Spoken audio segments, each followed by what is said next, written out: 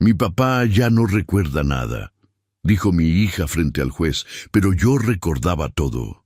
El juez Carrasco acomodó sus lentes sobre el puente de la nariz y comenzó a leer el encabezado del documento con esa voz plana que tienen los funcionarios acostumbrados a decidir destinos ajenos, como si fueran listas del mandado. Dictamen psiquiátrico. Paciente: Graciano Solís Armenta. Deterioro cognitivo moderado, con episodios de desorientación temporal y pérdida progresiva de capacidad para gestionar patrimonio. Renato Escobedo, mi yerno, cruzó las piernas con una calma que me heló la sangre. Su traje gris estaba perfectamente planchado. Sus zapatos brillaban bajo la luz fluorescente del juzgado. Su abogado, un hombre delgado con corbata burdeos, tomaba notas sin levantar la vista, como si el resultado de la audiencia ya estuviera escrito desde antes de entrar. Yo los miraba desde el otro lado de la sala. Manos que habían traído al mundo terneros en madrugadas de diciembre, que habían suturado heridas de animales a los que nadie más atendía, que habían firmado documentos, facturas, escrituras, contratos durante 4 décadas, manos que todavía me obedecían perfectamente. El ventilador de techo del juzgado giraba despacio, moviendo el calor de Oaxaca de un lado a otro sin refrescarlo. Olía a papel húmedo y a tinta de sello oficial. Afuera, las campanas de Santo Domingo marcaban las 11 de la mañana. Renato me miró un segundo, solo un segundo. En sus ojos había algo que yo había visto muchas veces antes, en otros ojos, en otra especie. La relajación del depredador que cree que la presa ya no puede correr. Ese fue su error, confundirme con presa. Porfirio Anguiano, mi amigo de 40 años y uno de los abogados más capaces que conozco, carraspeó suavemente a mi izquierda y acomodó su portafolio de cuero sobre la mesa. Sabía distinguir cuando yo estaba tranquilo de verdad y cuándo era el tipo de calma que precede al derrumbe. Esta vez era la primera. El juez Carrasco levantó la vista del documento y me miró por encima de sus lentes. Pero para entender lo que pasó en esa sala, hay que volver al jueves en que Nayeli, mi nieta, llegó a mi puerta con los ojos rojos y las manos temblando. Antes de continuar, suscríbanse al canal y díganos en los comentarios desde dónde nos están escuchando. Me llamo Graciano Solís Armenta. Tengo 72 años. La mañana en que todo comenzó a derrumbarse, yo estaba haciendo lo que hago cada día desde que me jubilé. Caminar por el jardín etnobotánico, cuando el sol todavía no pega fuerte. Son 40 minutos de caminata entre plantas de copal y árboles de pochote que llevan siglos ahí, quietos y firmes como yo quisiera ser.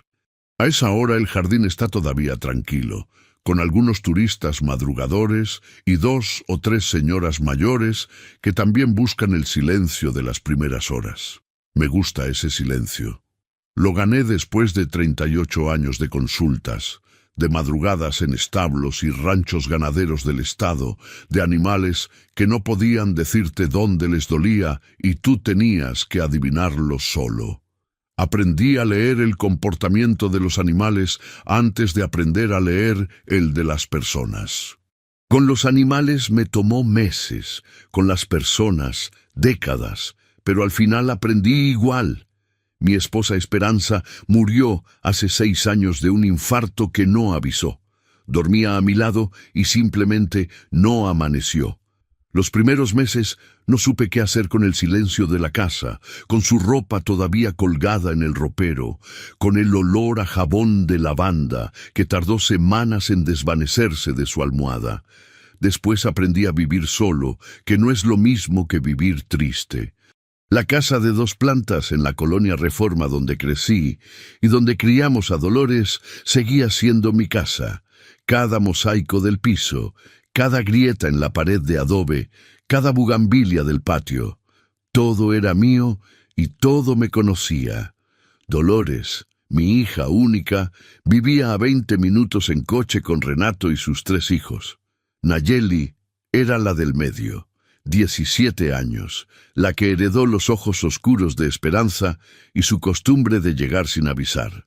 Cada jueves aparecía en mi puerta todavía con la mochila de la escuela a cuestas, se servía agua de Jamaica del garrafón y me contaba de su semana como si yo fuera su diario personal. Esos jueves eran lo mejor de mis días, aunque nunca se lo dije. Renato, mi yerno.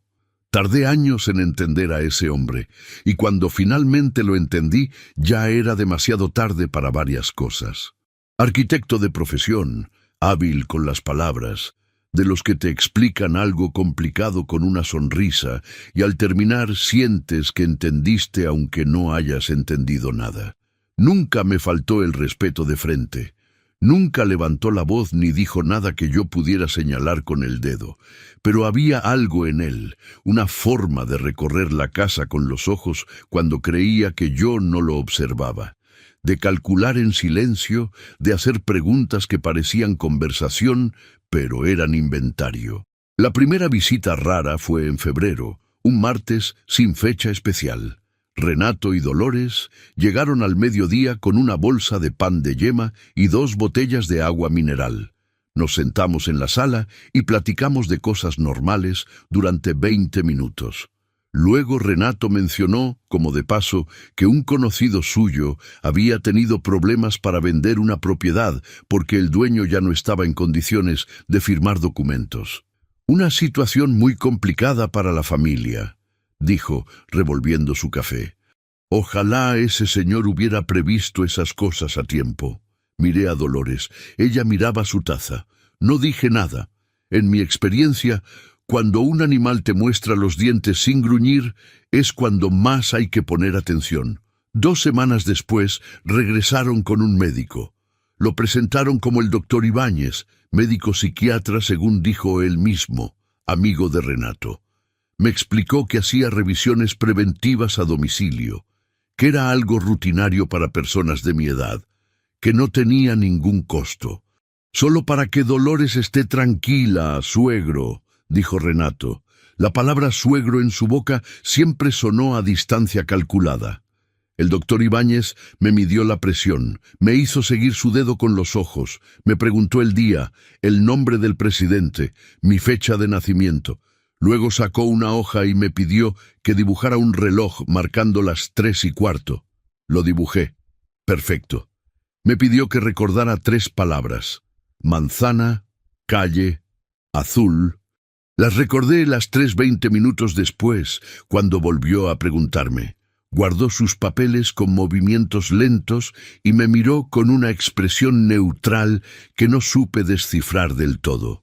Hay algunas señales que sería bueno seguir observando con más tiempo, dijo.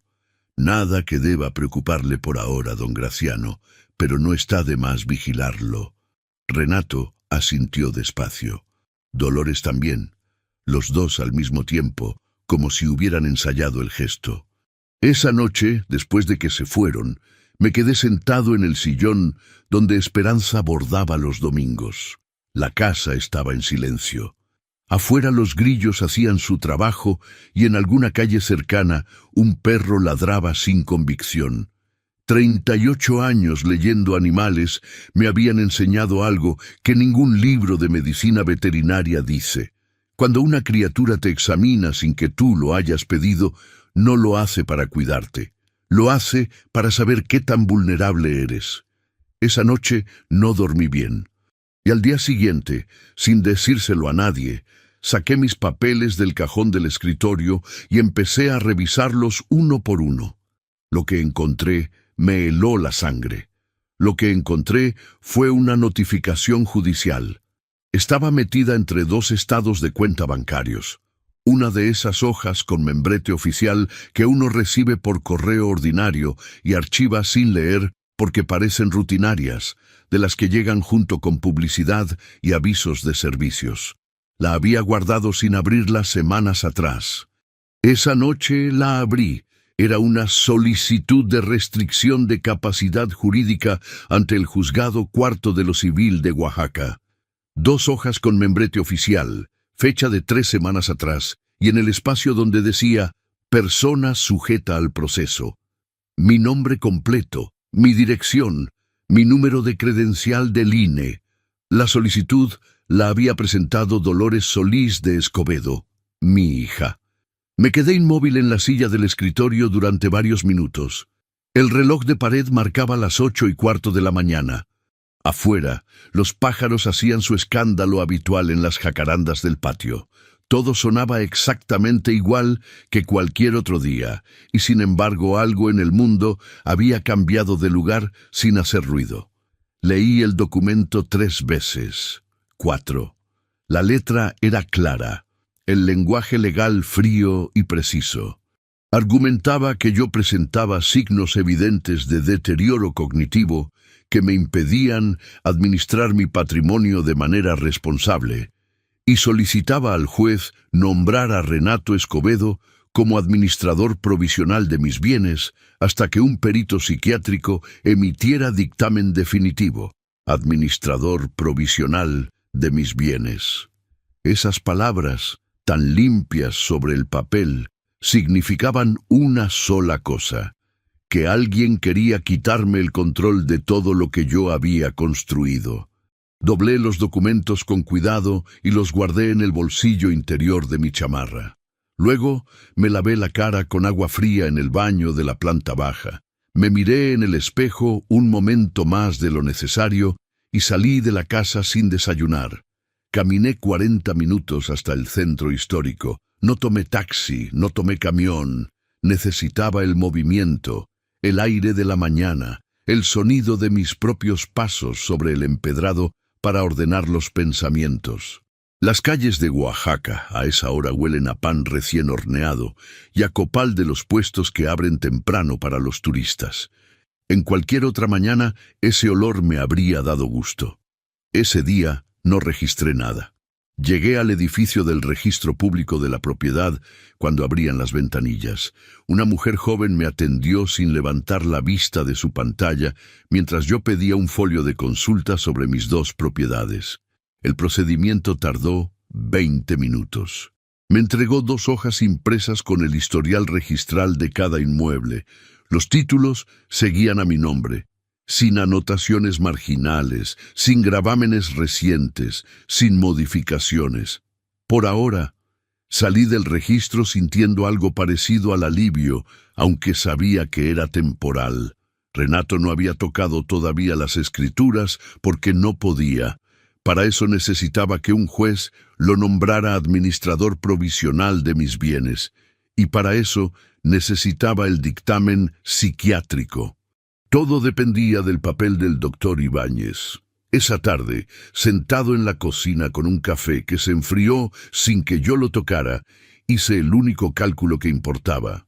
Renato tenía un médico dispuesto a firmar lo que se le pidiera. Yo tenía los documentos judiciales que nadie sabía que yo había encontrado, y tenía algo más, algo que Renato no contempló en ningún momento de su plan: 40 años de amistad con Porfirio Anguiano. Marqué su número a las 6 de la tarde. Contestó al segundo timbrazo. «Porfirio, necesito verte mañana en tu despacho. Temprano». Hubo una pausa breve del tipo que tienen los hombres que conocen bien el tono de la voz de sus amigos. «A las 9 te espero. ¿Traes documentos?» «Traigo una notificación judicial que va a encenderte el pelo». Colgué.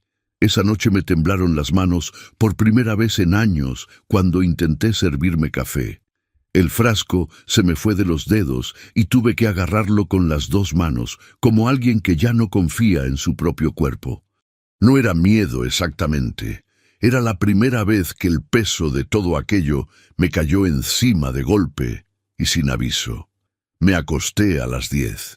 El techo de mi cuarto tenía una grieta larga que cruzaba de una esquina a la otra. Una grieta que había estado ahí desde antes de que nacieran mis hijos y que yo nunca reparé porque me gustaba su forma de recordarme que las casas también envejecen y siguen de pie.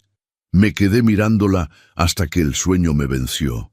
El jueves siguiente, Nayeli llegó a la hora de siempre, pero esa tarde no traía el paso ligero de los jueves normales. Entró despacio, Dejó la mochila en el piso en lugar de colgarla en su gancho de siempre y se sentó en la silla frente a mí sin servirse el agua de Jamaica. Sus ojos estaban hinchados, los de Esperanza, los mismos ojos, mirándome con una pena que una chica de 17 años no debería cargar. «Abuelo», dijo, y su voz salió ronca, como si llevara horas sin hablar o como si hubiera llorado mucho antes de llegar. Escuché algo que no debí escuchar. Puse mi taza sobre la mesa despacio. «Cuéntame». Nayeli miró sus manos un momento. Luego levantó la vista y habló sin pausas, como quien suelta algo pesado que ya no aguanta más. El martes en la noche, mis papás pensaban que yo estaba dormida. La puerta del estudio estaba mal cerrada y las voces se escuchaban hasta el pasillo. Mi papá le decía a mi mamá que el doctor ya tenía listo el informe, que con ese papel el juez iba a nombrar a mi papá como tu administrador, y que una vez que eso pasara, lo de las propiedades era cuestión de semanas. Guardé silencio. «Pero eso no fue lo que más me asustó, abuelo», continuó Nayeli, y sus manos se cerraron sobre el borde de la mesa. «Lo que más me asustó fue cuando mi papá dijo que los primeros documentos ya habían sido utilizados en trámites preliminares y que el que los firmó llevaba 2 años muerto, que nadie lo había verificado todavía». Hizo una pausa corta. «No escuché toda la conversación, abuelo, pero escuché lo suficiente. El aire de la cocina se quedó quieto. 2 años muerto. Alguien había firmado documentos usando el nombre de un notario que ya no existía. Y esos documentos llevaban semanas moviéndose con mi nombre encima. El plan de Renato era más profundo de lo que yo había imaginado. Y yo acababa de enterarme antes de que él supiera que yo sabía. Esa noche no le pedí a Nayeli que se quedara más tiempo. La abracé en la puerta, le dije que había hecho bien en contarme, que no se preocupara, que durmiera tranquila. Ella asintió sin convencerse del todo, y se fue caminando despacio por la banqueta, volteando 2 veces antes de doblar la esquina, como si quisiera asegurarse de que yo todavía estaba de pie.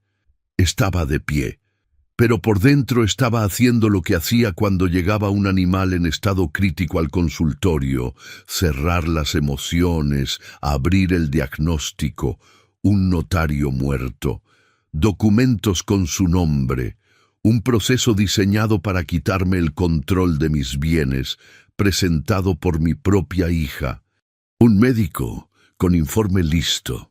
Renato no era impulsivo. Era paciente.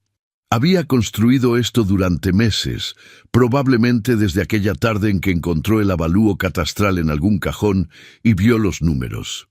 Un arquitecto sabe leer planos. También sabe construir estructuras que aguanten peso. Lo que no contó fue que yo también sabía leer planos. Los había leído durante 4 décadas en el cuerpo de los animales que nadie más quería atender. A las 9 de la mañana siguiente empujé la puerta del despacho de Porfirio Anguiano. Su oficina olía igual que siempre, a café recalentado, a libros viejos y al tabaco de pipa que dejó hace 10 años, pero que las paredes nunca olvidaron. Porfirio estaba sentado detrás de su escritorio con los lentes puestos y una taza humeante entre las manos. Me señaló la silla frente a él sin decir nada. Puse la notificación judicial sobre el escritorio. La leyó despacio, sin apurarse, con esa concentración de lector acostumbrado a buscar lo que los documentos no dicen.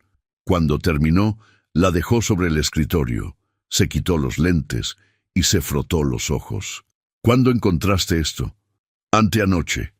Era una notificación que recibí por correo ordinario y archivé sin leer, mezclada con los estados de cuenta. ¿Y cómo llegaste a lo del notario muerto? Le conté lo de Nayeli. Su conversación, sus palabras exactas, el peso que traía en los ojos cuando llegó. Porfirio tomó notas en una libreta amarilla con letra diminuta. Sus cejas blancas se fruncían con cada detalle nuevo. Entonces, Hay documentos falsos en circulación con tu nombre y el sello de un notario fallecido.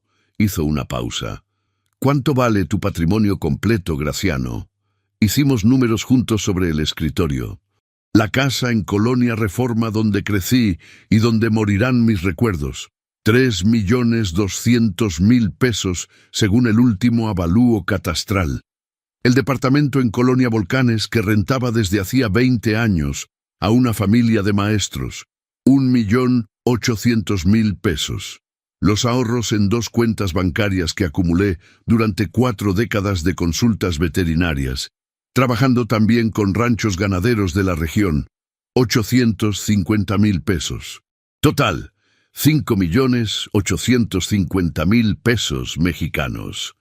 Renato debía 1.200.000 y había decidido que mi vida entera era la solución más rápida a su problema. Es un patrimonio considerable, dijo Porfirio subrayando la cifra. Y si tienen documentos falsos moviéndose, pueden seguir avanzando. Necesitamos verificar qué tan lejos llegaron. Se levantó, fue al archivero metálico del rincón y sacó un directorio encuadernado en azul marino. Lo abrió sobre el escritorio y pasó páginas con dedo experto. El Colegio de Notarios de Oaxaca publica los registros de notarios activos y los de baja. Si alguien falleció en ejercicio, aparece aquí con fecha de defunción y número de protocolo clausurado. Buscó durante varios minutos. Yo miraba sus manos moverse sobre las páginas y trataba de no pensar en nada concreto. Aquí, dijo Porfirio, y giró el directorio hacia mí. Señalaba un nombre con el dedo, notario público número 17, adscrito a la ciudad de Oaxaca de Juárez. Fecha de defunción, marzo, 2 años atrás. Protocolo clausurado y archivado en el Archivo General de Notarías del Estado. Un nombre, una fecha, una tumba. Y alguien había usado ese nombre para firmar documentos con mi nombre encima. Esto ya no es un asunto civil, dijo Porfirio, cerrando el directorio. Usar el nombre y el sello de un notario fallecido para autenticar documentos es un delito grave, Graciano. No quiero que vaya a prisión, respondí. No quiero destruir a mis nietos viendo a su padre preso. Porfirio me miró con la expresión de quien lleva 40 años escuchando a personas decir exactamente eso. ¿Qué quieres entonces? Quiero que no pueda tocar ni un ladrillo de lo mío. Quiero que cuando intente usar esos documentos, el sistema los rechace. Quiero que pierda Porfirio. Pero que pierda él solo, sin que yo tenga que empujarlo. Necesito ver los documentos falsos. Sin ellos no podemos hacer nada. Voy a solicitar al Archivo General de Notarías una verificación urgente de todos los instrumentos protocolizados bajo ese número de notaría en los últimos 3 años. Cualquier documento posterior a marzo de hace 2 años es automáticamente inválido. Pero primero necesito que hagas algo esta noche, Graciano. Revisa cada papel que no recuerdes haber firmado. Regresé a casa al mediodía. Revisé cada cajón, cada carpeta, cada sobre guardado en el librero y en los armarios. Tardé 3 horas. Encontré recibos de luz de hace 15 años, cartas de esperanza que no sabía que guardaba, fotografías de cuando Dolores era niña y sonreía sin calcular nada. Y en el fondo de una caja de cartón, que no revisaba desde la muerte de Esperanza, guardaba ahí papeles viejos y ropa de temporada que Renato y Dolores habían ayudado a acomodar durante el último reordenamiento del cuarto de servicio. Encontré un sobre manila sin membrete. Adentro había un poder notarial a nombre de Renato Escobedo Lira, firmado supuestamente por mí, con el sello del notario muerto y con una firma que no era la mía. Sostuve el sobre manila en mis manos durante un tiempo que no supe medir. El poder notarial tenía 3 páginas, papel bond de buena calidad, tipografía limpia, márgenes correctos. A primera vista parecía legítimo, del tipo de documentos que uno firma sin leer porque el notario ya explicó el contenido y uno confía. Pero yo no había firmado nada de eso. Nunca había estado sentado frente a ese notario, nunca había puesto mi mano sobre ese papel, nunca había autorizado a Renato Escobedo para representarme en ningún acto jurídico. La firma era una imitación razonable, no perfecta, pero razonable. Alguien había practicado mi rúbrica el tiempo suficiente para producir algo que, a distancia, podía engañar a un funcionario que revisara documentos durante 8 horas seguidas y ya no miraba nada con cuidado. Lo que no podían imitar era la fecha del sello notarial, 16 meses después de la muerte del titular. Guardé el sobre en el bolsillo de mi chamarra y salí de la casa cerrando con llave 2 veces, algo que raramente hacía. Porfirio me estaba esperando. Cuando entré a su despacho le entregué el sobre sin decir nada. Él lo abrió con cuidado, como quien maneja algo que puede romperse o quemarse. Leyó, revisó el sello con la lupa, comparó el número de protocolo con el directorio. Luego puso el documento sobre el escritorio y se quitó los lentes con un gesto lento. «Es una falsificación completa», dijo. Usar un protocolo clausurado era precisamente lo que hacía más difícil detectar la irregularidad al principio. Cualquier funcionario que no conociera el historial del notario lo daría por válido a simple vista. Tardamos 2 días en conseguir una copia certificada legible del protocolo original para poder contrastar los sellos. Sin eso, teníamos la sospecha pero no la prueba. Hizo una pausa. «Graciano, esto es un delito grave, pero también es una trampa que ya tiene fecha de vencimiento. ¿Qué hacemos?» Presentamos la solicitud urgente al archivo, y mientras tanto, bloqueamos lo que ya se movió en el registro. Esa tarde, Porfirio presentó la solicitud urgente al Archivo General de Notarías del Estado. 5 días hábiles, nos dijeron. Salimos del edificio a las 4 de la tarde con el acuse de recibo en la mano y el sol de Oaxaca calentando las piedras del empedrado. ¿Y ahora?, pregunté.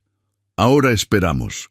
Tú, mientras tanto, te comportas exactamente igual que siempre. Si Renato sospecha que encontraste algo, adelanta sus movimientos y nos complica el trabajo. Renato llegó a mi casa el sábado por la mañana. No avisó. Simplemente apareció, solo, sin dolores, con 2 bolsas de mercado que dejó sobre la mesa de la cocina como quien hace un favor. Traía ropa casual, el tipo de ropa que uno usa para parecer relajado, pero sus ojos hacían lo de siempre, inventario silencioso, recorriendo las paredes, los muebles, el librero donde yo guardaba mis carpetas. Vine a ver cómo estaba, suegro. Dolores estaba ocupada con los niños. «Estoy bien», dije. «¿Quieres café?» «Sí, gracias». Preparé el café despacio, de espaldas a él, escuchando sus pasos moverse por la cocina. Abrió una de las bolsas y empezó a acomodar cosas en la alacena con una familiaridad que no le había dado. Frijoles, aceite, arroz, como si ya supiera dónde iba cada cosa, como si ya estuviera practicando ser dueño del espacio. Nos sentamos frente a frente con las tazas humeantes entre nosotros. «¿Ha pensado en lo que le platicamos el otro mes?», dijo, revolviendo el café sin necesidad. «Lo de organizar sus papeles, tener todo en orden». «He pensado», respondí. «Y creo que mis papeles ya están en orden». Renato sonrió con esa paciencia de arquitecto que explica el plano por segunda vez. «Don Graciano, con todo respeto, hay cosas legales que se complican con la edad. Yo podría ayudarlo a simplificar su situación patrimonial». «Llevas 40 años sin preocuparte por nada», dije. «Creo que te falta práctica». Hubo un silencio breve. Sus dedos dejaron de revolver el café. «Era un ofrecimiento de buena voluntad», dijo controlando el tono, «y yo lo recibo como tal. Pero estoy bien, Renato. Muy bien». Se fue 20 minutos después. Al subir a su camioneta marcó un número en su celular de inmediato. Supe después por Porfirio que alguien del registro había avisado al solicitante de la suspensión de la anotación marginal, como suele ocurrir en esas oficinas cuando hay intereses de por medio. Eso explicaba la visita. Renato ya sabía que algo había cambiado. Solo no sabía cuánto. 3 horas más tarde me llamó Porfirio. Estuve verificando por mi cuenta los registros del Colegio de Notarías y los datos que nos dio el archivo en la consulta preliminar, dijo, y su voz tenía algo distinto, una tensión que no le escuchaba seguido. Creo que ya sé quién fabricó los documentos. Y no es nadie que Renato contrató en la calle. ¿Quién es? Es alguien que conoces. Fui al despacho de Porfirio a las 8:30 de la mañana siguiente. Él ya estaba ahí con un hombre al que no conocía, 40 y tantos años, camisa de vestir sin corbata y una tablet sobre la mesa. Graciano. Él es el licenciado Fuentes, especialista en derecho registral. Nos va a acompañar al registro público esta mañana. El licenciado Fuentes me explicó mientras caminábamos las 4 cuadras hasta el edificio del registro que la anotación marginal que Renato había solicitado era un primer paso técnico. No transfería la propiedad todavía, pero la marcaba como sujeta a proceso legal, lo que complicaría cualquier movimiento futuro que yo quisiera hacer. Era una llave puesta en la cerradura antes de abrir la puerta. Si no la bloqueamos hoy, en unos días, el registrador la procesa y queda asentada, dijo Fuentes. Después de eso, revertirla toma meses y un juicio. El edificio del registro público olía a papel y a aire acondicionado viejo. Pasamos 3 ventanillas antes de llegar con la encargada del área de anotaciones, una mujer de cabello recogido y lentes de armazón rojo, que nos miró con la expresión de quien recibe demasiada gente con demasiados problemas. Fuentes habló. Presentó la solicitud urgente de suspensión, adjuntó la consulta preliminar del Archivo General de Notarías, confirmando que el sello utilizado correspondía a un protocolo clausurado por fallecimiento del titular, y solicitó que la anotación marginal fuera marcada como impugnable mientras se resolvía la verificación de autenticidad. La encargada leyó los documentos durante varios minutos. Su expresión no cambió, pero sus dedos se movieron más despacio sobre el teclado mientras buscaba el expediente en el sistema. Aquí está la solicitud, dijo finalmente. Ingresada hace 11 días, pendiente de revisión. Con esta documentación queda suspendida su tramitación hasta nueva instrucción del juez competente. Le entrego el acuse. Tomé el papel sellado con ambas manos. De regreso al despacho, Porfirio me explicó lo que vendría después. El asunto del registro era urgente y estaba resuelto provisionalmente, pero el verdadero frente de batalla seguía siendo el juzgado. La solicitud presentada por Dolores tenía su propio calendario y en algún momento próximo el juez fijaría fecha para la audiencia donde se valoraría el dictamen del doctor Ibáñez. «Necesitamos tu propio dictamen», dijo Porfirio. «Uno real, firmado por un especialista reconocido que acredite que tus facultades mentales están completamente intactas». El juez también ordenará su propia pericial independiente, pero sin un dictamen nuestro sobre la mesa partimos en desventaja. Hay un neurólogo en un hospital público del centro de la ciudad, el doctor Arriaga, que hace evaluaciones periciales para procesos judiciales. Es riguroso, reconocido por los juzgados y no le debe favores a nadie. ¿Y si el juez decide a favor de ellos de todas formas? Sería muy difícil que lo hiciera, y si lo hiciera, apelaríamos con todo lo que tenemos. Un juzgado necesita mucho más que un dictamen privado y una solicitud familiar para quitarle a alguien el control de sus bienes. Con su propia pericial encima de la mesa, el contraste va a ser evidente. Esa misma tarde fui al consultorio del doctor Arriaga. Era un hombre delgado, de cabello completamente blanco, con manos tranquilas y una forma de mirar que me recordó a los veterinarios viejos que respetaba de joven, los que diagnosticaban antes de que el animal terminara de entrar al consultorio. Me hizo sentarme frente a su escritorio y durante 2 horas me aplicó una batería de pruebas que no se parecían en nada a las preguntas simples del doctor Ibáñez.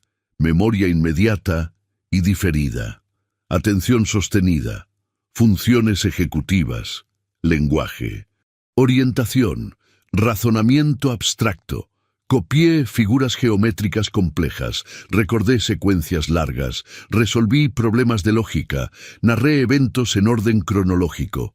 Al final, el doctor Arriaga me miró por encima de su escritorio con una expresión que no era exactamente sonrisa, pero se le parecía. Don Graciano, usted tiene la función cognitiva de un hombre considerablemente más joven. Quien haya firmado ese otro dictamen sabe perfectamente que mintió. ¿Cuándo puede tener listo el suyo? En 4 días hábiles, con firma, sello y credenciales académicas completas para presentación ante cualquier órgano jurisdiccional. Salí cuando el sol ya se escondía detrás de los cerros que rodean Oaxaca. El aire de la tarde tenía ese olor particular de la ciudad al final del día. Tortillas calientes, humo de leña, jacarandas que sueltan sus flores moradas sobre el pavimento. Caminé despacio, sintiendo cómo las piezas se acomodaban una por una. Tenía el acuse del registro, tenía la consulta preliminar del archivo. En 4 días tendría el dictamen del doctor Arriaga. Y tenía el poder notarial falso guardado en el despacho de Porfirio en un sobre sellado y con testigos. Llegué a casa y encontré 2 llamadas perdidas de un número que reconocí de inmediato. Dolores, mi hija. No me había llamado en 3 semanas. Marqué de regreso sin pensar demasiado. Contestó al primer timbrazo, como si hubiera tenido el teléfono en la mano esperando.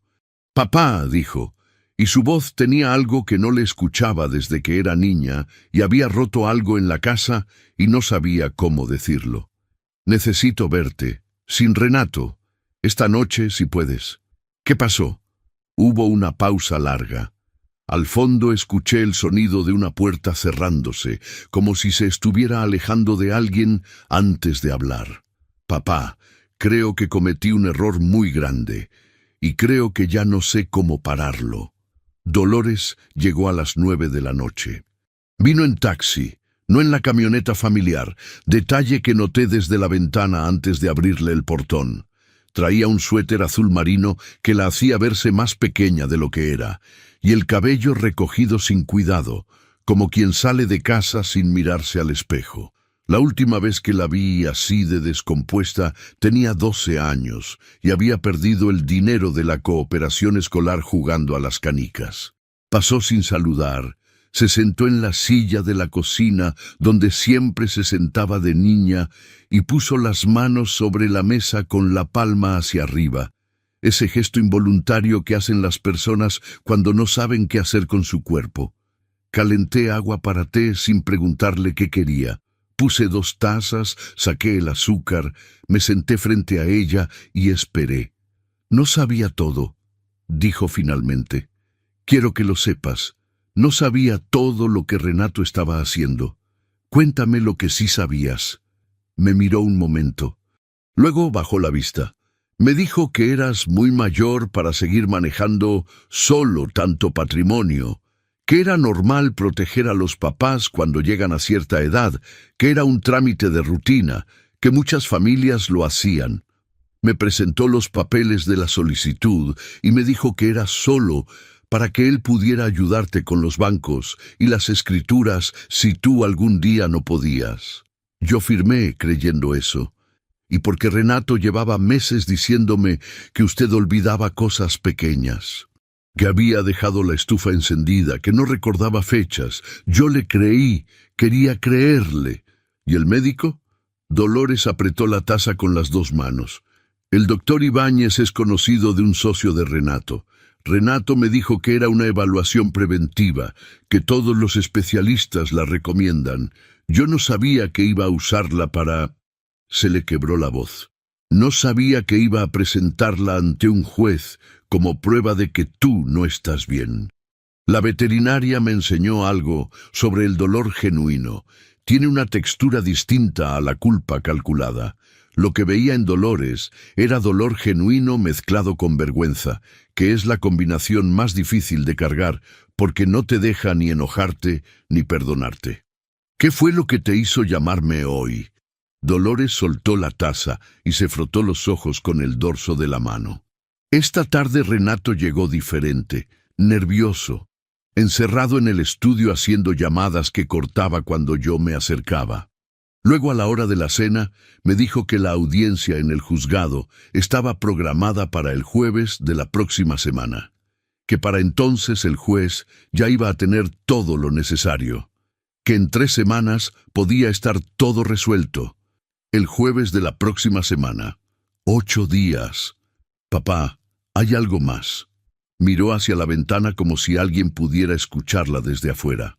Renato tiene deudas. Deudas grandes. Su estudio perdió 2 contratos importantes el año pasado y pidió préstamos que no ha podido cubrir. Yo no supe el tamaño del problema hasta hace 3 meses, cuando encontré los estados de cuenta de una cuenta que yo no conocía. ¿Cuánto debe? Cerca de 1.200.000 pesos, entre 2 acreedores y una línea de crédito empresarial que ya está vencida. Sus ojos se llenaron de lágrimas. Por eso tiene tanta prisa, papá. No es solo ambición. Tiene miedo. Y cuando Renato tiene miedo, hace cosas que yo no sé cómo detener. Bajé la vista hacia mi taza. El vapor del té se deshacía en silencio. 1.200.000 pesos. Esa era la raíz del árbol. Todo lo demás era la consecuencia de un hombre que había calculado mal su propia vida y había decidido que mi patrimonio era la solución más rápida. Dolores, dije, quiero preguntarte algo y necesito que me respondas con la verdad. Ella levantó la vista. Si supieras que lo que Renato hizo tiene consecuencias legales graves, ¿lo protegerías? El silencio duró varios segundos. Afuera pasó un coche con la música a volumen alto que fue apagándose gradualmente hasta desaparecer. «Es el padre de mis hijos», dijo finalmente. «Eso no es lo que te pregunté». Otra pausa, más larga. «No lo sé, papá. Honestamente no lo sé». Era la respuesta más honesta que podía darme, y por eso fue la que más me costó escuchar.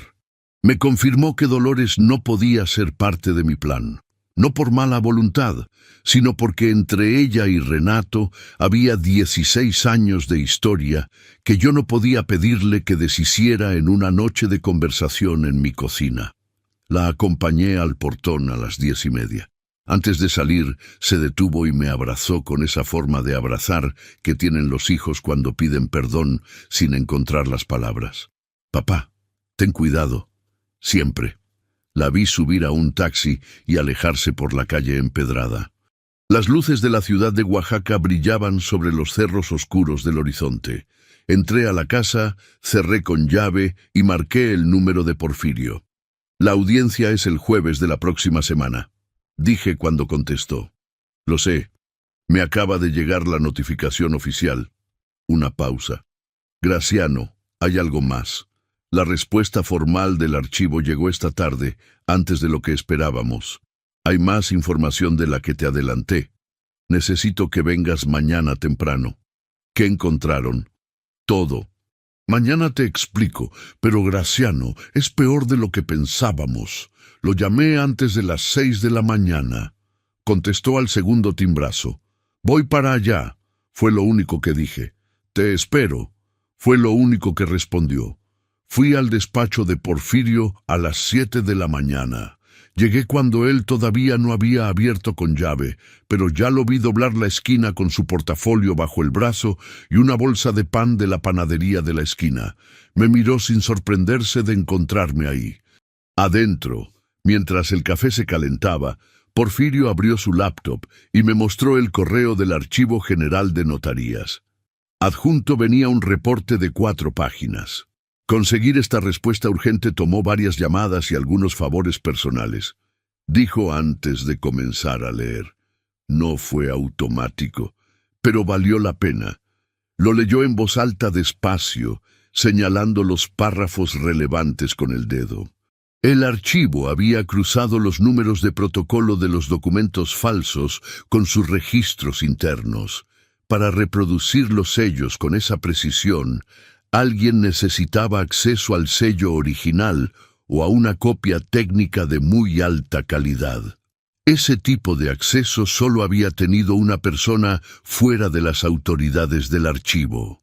El asistente notarial que trabajó con el titular durante sus últimos 12 años y que fue comisionado para inventariar y empacar el protocolo cuando fue clausurado. Porfirio detuvo la lectura y me miró. Su nombre es Aurelio Bautista Mesa, 41 años, actualmente desempleado. El café se me enfrió en la mano. Aurelio Bautista. Lo conocía. No como cliente, sino de otra manera. Hace 9 años, su madre tuvo una perra llamada Canela, una mestiza vieja que desarrolló un tumor abdominal que ningún veterinario de la zona quiso operar por la edad del animal. Yo la operé. Sin cobrar, porque la señora Bautista no tenía para pagar y el animal llevaba semanas sufriendo. La operación salió bien. Canela vivió 3 años más. Aurelio me lo agradeció en persona. Me trajo una botella de mezcal artesanal y me dio la mano con una firmeza que en ese momento me pareció sincera. Después de tantos años trabajando con criaturas heridas, uno aprende que no toda gratitud dura. Puse la taza sobre el escritorio con más fuerza de la que quería. ¿Cuánto le pagó Renato? El archivo no puede determinarlo, pero Aurelio presentó los documentos en nombre de un tercero, como gestor, lo que significa que existe rastro de quién lo contrató. Pasé el resto de la mañana en el despacho construyendo el expediente de respuesta. El dictamen del doctor Arriaga llegaría en 2 días. La verificación formal del archivo ya estaba en nuestro poder. La anotación marginal en el registro estaba suspendida. El poder notarial falso estaba guardado como prueba física. Teníamos material. Lo que necesitábamos era usarlo en el momento correcto. En la audiencia del jueves, explicó Porfirio, Renato va a presentar el dictamen del doctor Ibáñez y la solicitud firmada por Dolores. El juez los va a escuchar. Luego nos toca a nosotros. Presentamos el dictamen del doctor Arriaga, la verificación del archivo acreditando la falsificación, y solicitamos que el juez abra investigación paralela. ¿Y si de todas formas decide a favor de ellos? Sería muy difícil que lo hiciera, y si lo hiciera, apelaríamos con todo lo que tenemos. Esa noche, a las 10, Renato llamó por teléfono. Don Graciano, dijo, con la voz de quien ha ensayado el tono varias horas. Creo que hemos llegado a un malentendido que podemos resolver sin necesidad de ir al juzgado. Si usted prefiere, cancelamos la solicitud y no hay problema. Renato, te veo el jueves en el juzgado. Colgué. Me acosté a las 11. La grieta larga del techo de mi cuarto me esperaba en su lugar de siempre. Me quedé mirándola hasta que los ojos se me cerraron solos. A las 2 de la madrugada, el teléfono volvió a sonar. Era Nayeli. Y lloraba. Abuelo, papá encontró algo. No sé qué es, pero está muy enojado. Está hablando de adelantar todo, de que no puede esperar al jueves. Abuelo, creo que esta noche va a hacer algo. Colgué el teléfono y me quedé inmóvil 3 segundos. Luego llamé a Porfirio. Nayeli acaba de llamarme. Renato va a moverse esta noche. Pon tu teléfono en grabación continua y déjalo en el bolsillo. No lo provoques, no lo confrontes, solo deja que hable. Colgué, abrí la aplicación de grabación, la activé y guardé el teléfono en el bolsillo de la bata. Luego preparé café, encendí la luz de la sala y me senté a esperar. Llegó a las 3:15 de la mañana. No tocó el portón con los nudillos, sino con la palma abierta, ese golpe sordo y desesperado que hacen los hombres cuando ya no les quedan modales. Abrí sin apurarme. Renato estaba de pie en la banqueta con la camisa arrugada. Olía ligeramente a alcohol y a desvelo, y tenía los ojos húmedos, como alguien que llevaba semanas sin dormir bien. No era el hombre de traje gris de los sábados por la mañana. Era alguien al límite de sus propias decisiones. «Necesito entrar», dijo. «Son las 3 de la mañana, Renato». «Lo sé, necesito entrar. Lo dejé pasar».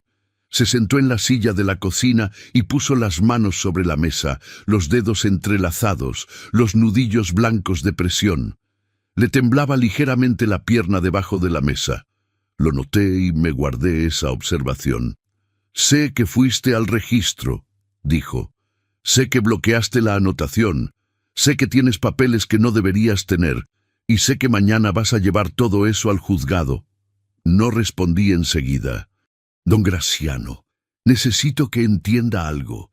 Tengo deudas que no puedo pagar, gente que no tiene paciencia.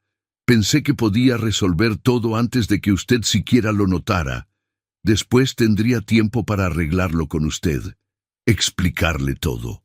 «¿Arreglarlo cómo, Renato?». No respondió. Se quedó mirando la mesa.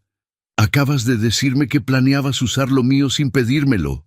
Su silencio fue suficiente.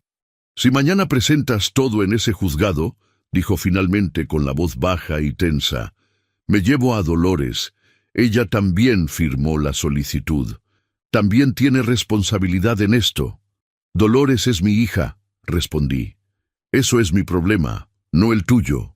Se levantó de golpe, derribando la silla. Recogió la silla del piso con un gesto mecánico y salió sin decir más. El portón se cerró solo con el viento.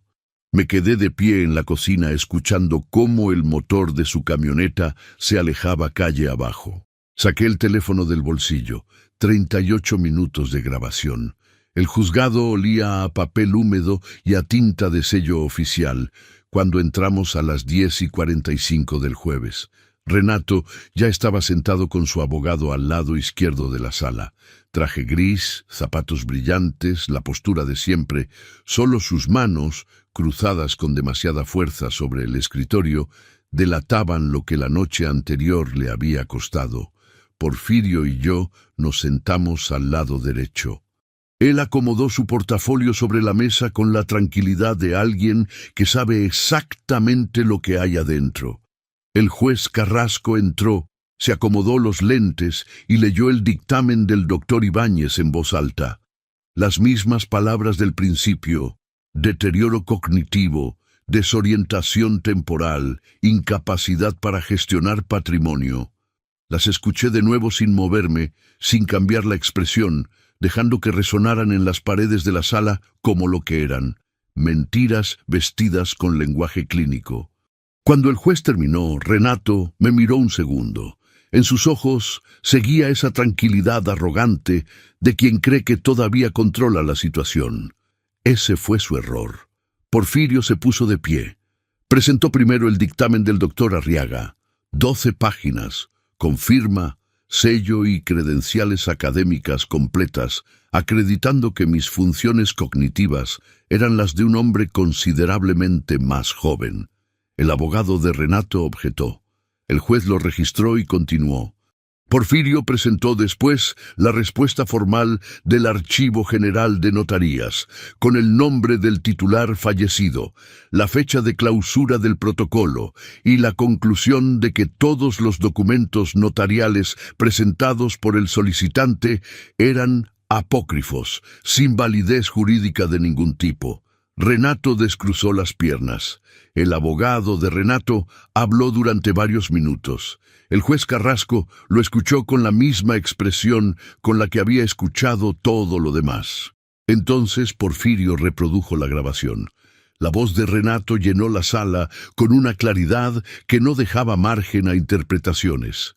38 minutos donde él mismo admitía haber planeado usar mi patrimonio sin mi consentimiento para cubrir deudas propias, donde amenazaba con involucrar a Dolores si yo avanzaba, donde el miedo y la desesperación de un hombre al borde del colapso quedaban expuestos sin que ningún abogado pudiera disfrazar lo que eran. El abogado de Renato dejó de tomar notas. El juez Carrasco se quitó los lentes, los limpió con un paño y los volvió a poner. Se suspenden provisionalmente todas las medidas solicitadas, dijo, con la misma voz monocorde con la que había leído el dictamen falso una hora antes. Se ordena la cancelación de cualquier anotación marginal derivada de los documentos impugnados. Se ordena remitir copia del expediente al Ministerio Público para inicio de investigación por falsificación de instrumento público y tentativa de fraude patrimonial. Afuera, el sol de Oaxaca calentaba las piedras del empedrado del centro histórico.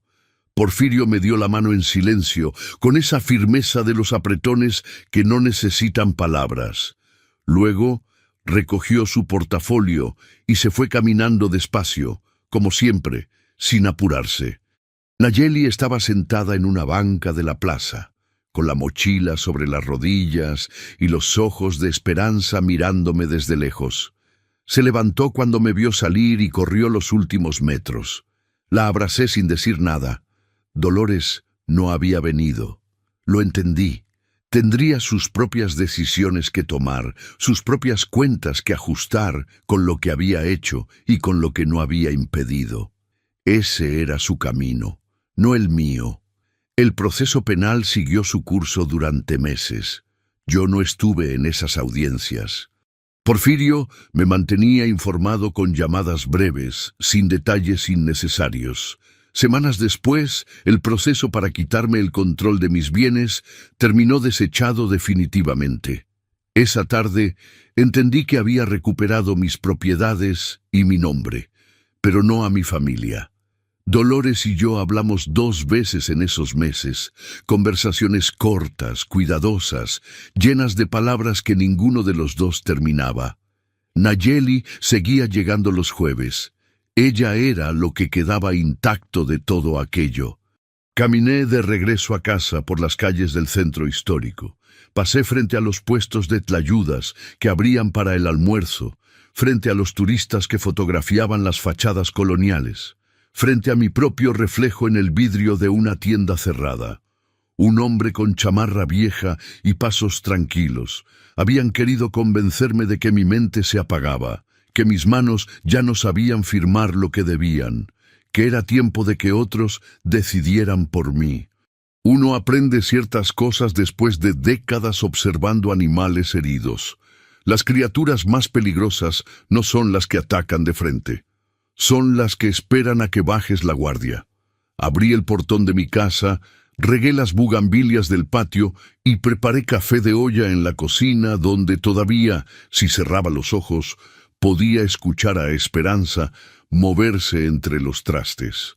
Luego me senté en mi sillón y no hice nada durante un rato largo. Solo respiré, y por primera vez en muchos meses, dormí sin miedo.